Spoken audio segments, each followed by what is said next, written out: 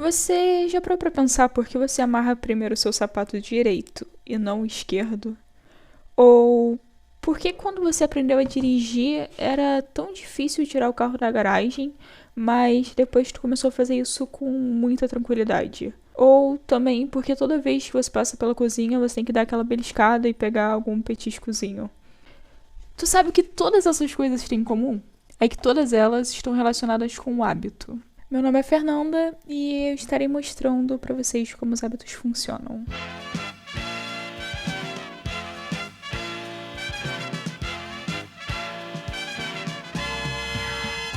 Tem um laboratório que é um laboratório que parece um laboratório de casa de boneca, porque tudo é muito pequeno e mínimo e mínimo. Então, por exemplo, aqueles instrumentos que os médicos utilizam para fazer cirurgia, todos eram mínimos, muito pequenos.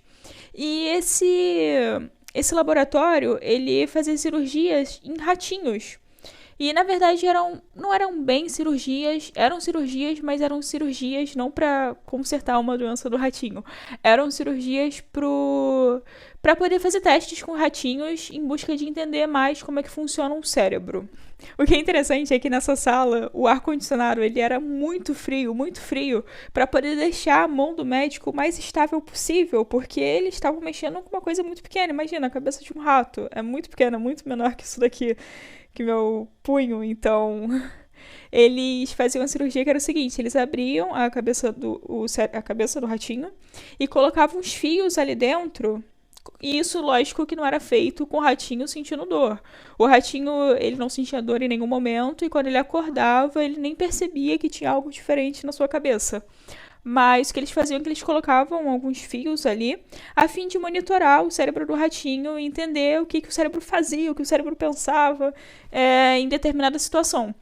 E o experimento, ele funcionava da seguinte forma: tinha um labirinto em formato de um T, em que do lado esquerdo sempre colocavam uma barra de chocolate. E o ratinho, ele ficava atrás de uma porta. Quando soava um sinal, então quando soava um barulho, vamos supor que o barulho fosse pi, quando soava esse barulho, uma porta se abria e o ratinho tinha que ir até o chocolate, que era o objetivo dele, comer a barra de chocolate. Quando o ratinho passava pela primeira vez no labirinto, ele fazia isso com muita calma e fazia isso com muita dificuldade. Então ele ia cheirando o labirinto, ia se encostando nas paredes. Às vezes, quando ele chegava lá no final, ele virava pro lado esquerdo, onde não estava a barra de chocolate, até se dar conta que estava do lado...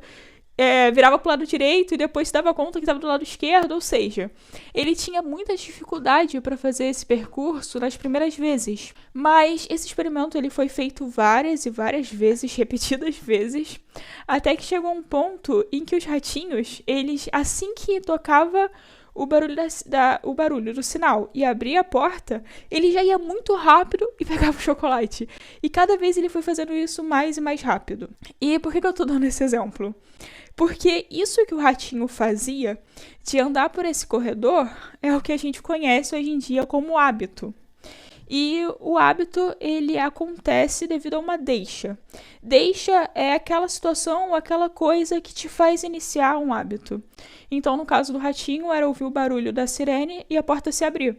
Isso fazia com que ele já reconhecesse e agisse já no hábito. Isso não acontece só com os ratinhos, isso acontece com todo mundo.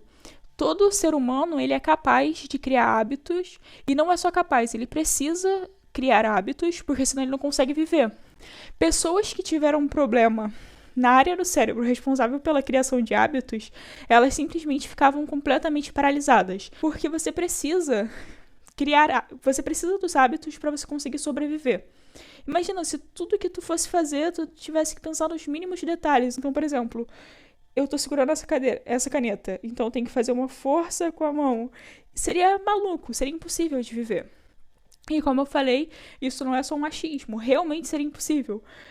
Pessoas que tiveram a parte do cérebro relacionada à criação de hábitos, tiveram essa parte afetada por alguma coisa, alguma doença, alguma cirurgia, elas ficaram completamente paralisadas.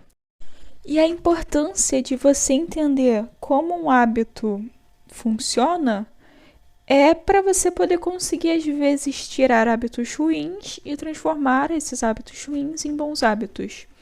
Então, vamos supor, eu tenho hábito de comer porcaria, comer besteira.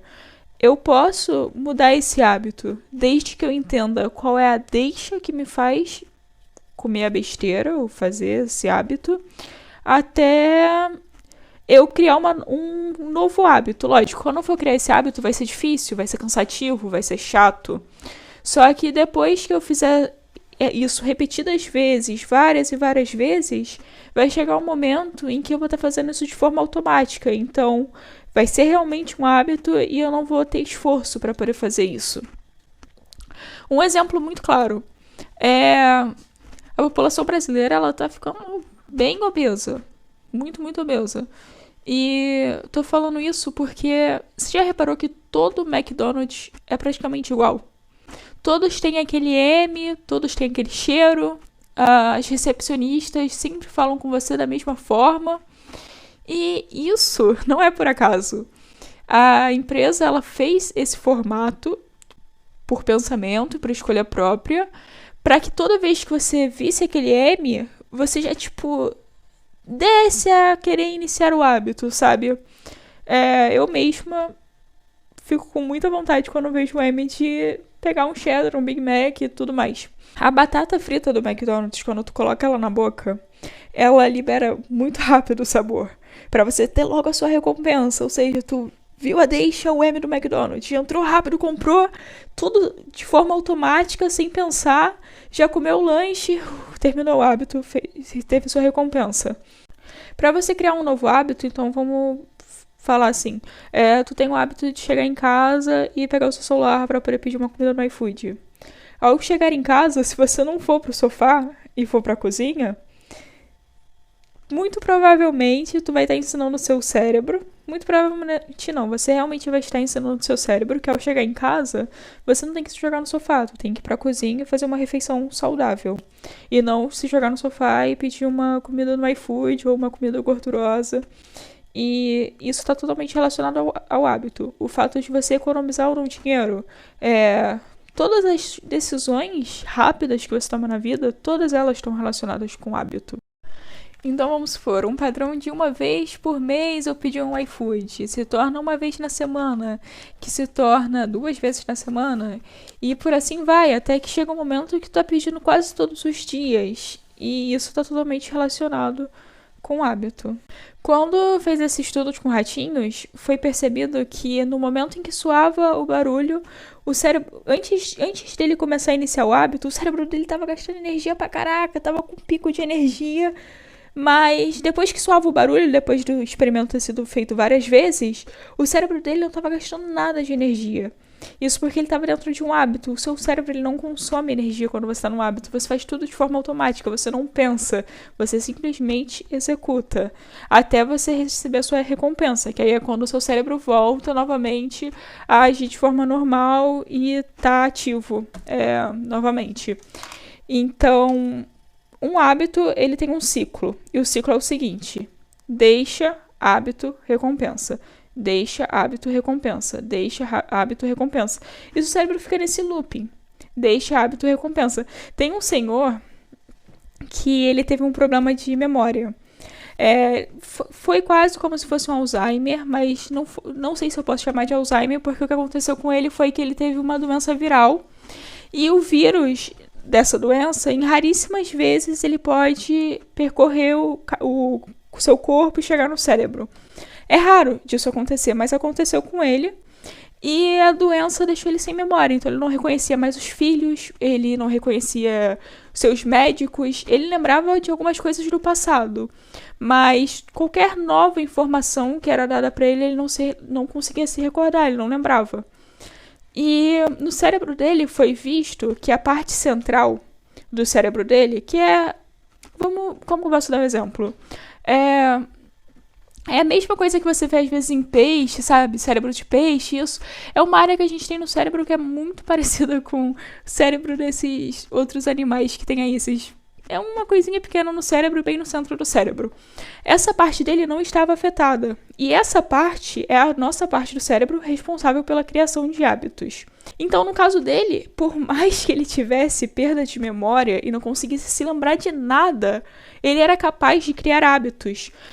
Ele se morava em uma casa com a esposa e depois de um tempo eles tiveram que se mudar, até para ficar mais perto do hospital em que ele morava. Então ele e a esposa se mudaram para uma nova casa. Nessa nova casa, a esposa todo dia de manhã levantava com ele, levava ele na rua, dava um passeio e voltava para casa. E estava fazendo isso sempre com ele. E teve um dia que ela não fez isso com ele.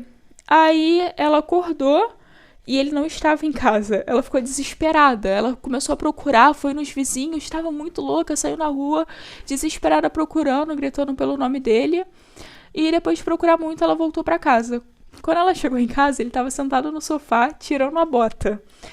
Ou seja, ele tinha saído para caminhar, por mais que ele não se lembrasse que tinha saído, não adiantava ela falar para ele: oi, você saiu para caminhar? Que é lógico, ele não ia lembrar, já que ele não tinha memória. Mas ele foi capaz de sair de casa e voltar. Ele tinha se mudado, então não era uma memória antiga. Isso foi porque, por exemplo, quando ele saía, ele via a mesma placa de correio, ele via a mesma árvore, ele via coisas que faziam ele executar o hábito e voltar para casa de forma automática, sem estar pensando. E ele realmente tinha hábitos e conseguia criar bons hábitos.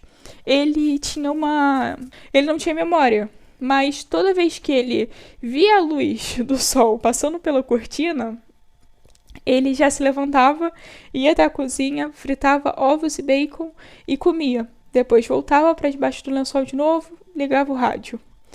Então, depois, novamente, via a luz, levantava, ia até a cozinha, fritava ovos e bacons, comia, voltava para a cama, ligava o rádio. Ele sempre fazia esse mesmo percurso várias e várias vezes. Bastava ele ver a luz, porque a luz entrando pela cortina indicava para ele que ele devia iniciar o hábito. Ele não se lembrava de fazer isso, então ele fazia várias vezes, porque toda hora ele tinha aquela luz falando para ele iniciar o hábito, que era ir até a cozinha, fritar ovos e bacons e comer. A esposa dele estava preocupada com a saúde dele, os médicos também estavam, porque ele estava se alimentando de uma forma muito errada, imagina ovos e bacon o tempo todo. Então a esposa dele tirou o bacon da geladeira. E isso fez com que ele botou saladas perto dele e coisa assim. E o fato dele não encontrar o bacon fazia com que ele não conseguisse executar o hábito, porque ele não fazia aquilo de forma, digamos assim, consciente. Ele só estava executando uma rotina que tinha sido implementada na cabeça dele. E os hábitos, eles funcionam justamente para isso. Os hábitos, eles são criados, eles são necessários porque o nosso cérebro está o tempo todo buscando maneira de poupar esforços. Se a gente não precisa ficar o tempo todo pensando em comportamentos básicos, sobra mais tempo para a gente poder caçar, criar lança, criar toda essa tecnologia que a gente criou. Então, é por isso que o nosso cérebro, ele precisa criar os hábitos e é por isso que a gente está criando hábitos o tempo todo. Então, é assim que os hábitos funcionam. E depois eu vou estar falando como que você faz para poder criar novos hábitos.